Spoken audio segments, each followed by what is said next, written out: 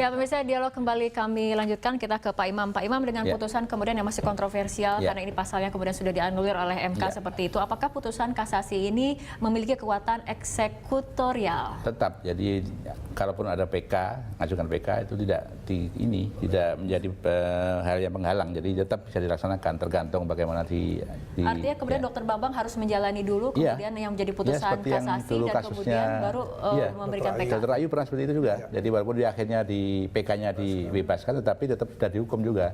Jadi memang itu nggak mengesampingkan ya. Tapi jadi kemudian apa upaya yang kemudian harus dilakukan oleh Dr. Bambang untuk masalah ini?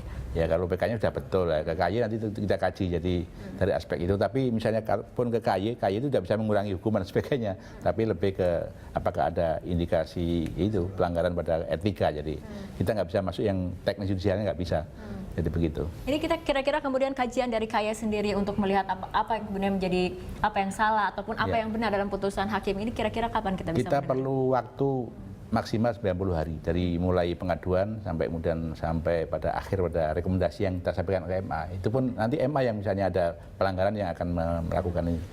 Prof Gayus, dengan adanya putusan kontroversi MA seperti ini mungkin publik bertanya-tanya apa sebetulnya menjadi pertimbangan ketika majelis hakim memutuskan sebuah vonis, sebuah putusan. Apakah kemudian sebaiknya Hakim Agung misalnya di MA bisa memberikan klarifikasinya kepada publik seperti itu? Secara pribadi seringkali saya membuka hal ini, walaupun saya batasi dengan materi putusannya tidak saya singgung. Ini menghalangi. Yang saya harapkan adalah ada keterbukaan Mahkamah Agung memberi ruang yang luas kepada Hakim Agung, bukan Hakim PN dan PT, karena Hakim PN dan PT masih ada jenjang di atasnya.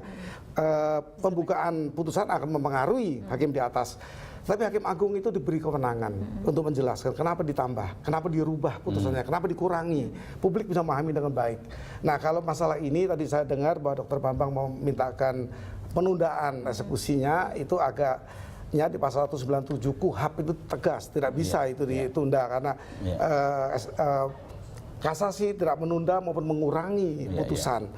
Tapi untuk hal seperti ini, kalau Mahkamah Agung mendengarkan suara-suara masyarakat, pimpinan Mahkamah Agung mempunyai kewenangan untuk meminta Jaksa Agung menunda, meminta di samping itu nanti mungkin KY dan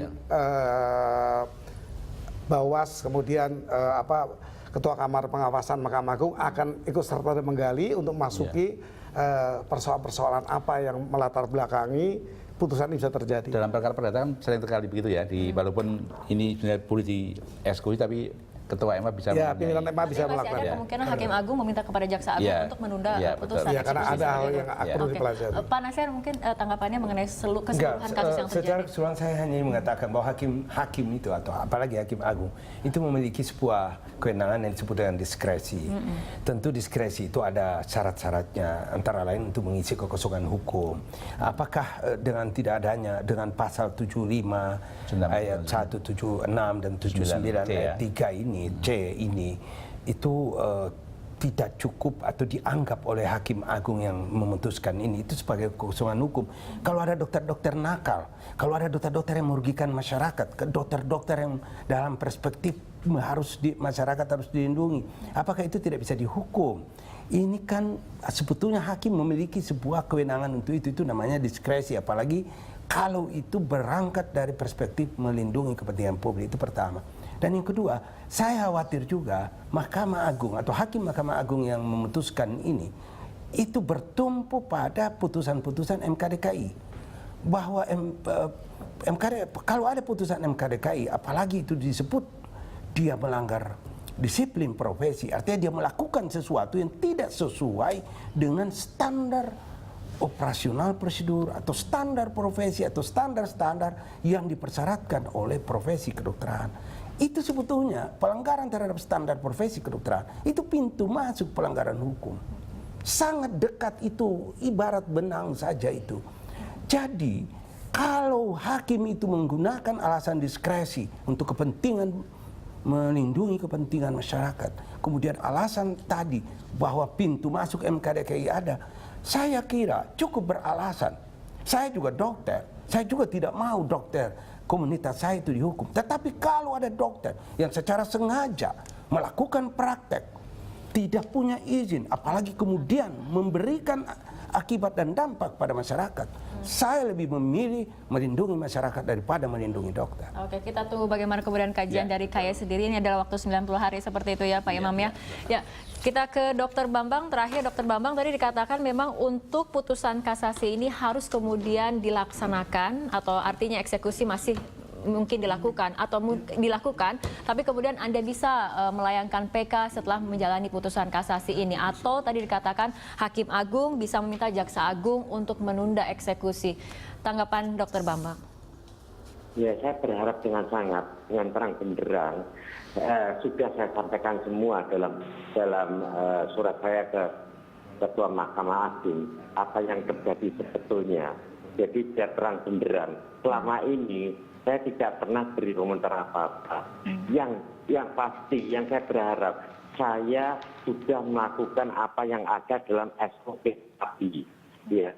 Jadi pengertiannya mix antara tim ahli, pasien emergensi, rumah sakit Angkatan Darat, itu tipe D, di mana semua keterbatasannya sangat minimal. Sehingga saya melihat pemeriksaan laboratorium semua sudah dalam keadaan normal, tidak ada apa-apa. Dan itu sudah merupakan suatu kewajiban saya sebagai konsultasi ke dokter lain. Saya melakukan tindakan itu dengan penuh tanggung jawab dan informed consent seperti yang terdapat dalam buku PABI. Saya lakukan semua. Pasien rujukan saya merujuk. Saya lakukan semua. Pasien bukan meninggal akibat benang tertinggal yang pasti, tidak. Itu karena grade-nya harus dimaklumi bahwa pasien ini tumor stadium 4, karsinoma rektosigmoid. Itu pun sudah bukti dari patologi anatomi. Tetapi dalam putusannya Bapak Majelis Hakim yang di pusat menyatakan akibat hubungan kausal dengan matinya saya itu tidak betul. Meninggal 10 bulan setelah operasi saya dan ditangani lebih dari 3 kali operasi di Surabaya. Dengan dilakukan semua itu tertuang dalam putusan pengadilan menyatakan seperti itu. Jadi saya mintalah demi keadilan yang sebenarnya, perkenankan saya secara pribadi dan keluarga saya, perkenankan saya tidak dilakukan eksekusi dahulu. Ditinjau sebetulnya mana yang salah, yang mana yang tidak. Beri kesempatan saya untuk melakukan peninjauan kembali sebelum saya dilakukan seperti itu. Karena saya menilai pasal yang digunakan saya adalah cacat hukum karena sudah dihapus oleh MK. Saya pribadi sudah konsultasi ke Prof. Jimli yang mengatakan gugat. Saya tidak melakukan itu. Jadi maaf, saya tidak bisa berharap yang lain, hanya kepada Bapak ya, Prof. Gayus.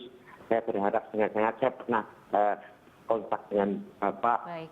Saya minta konsultasi dan SMS sudah.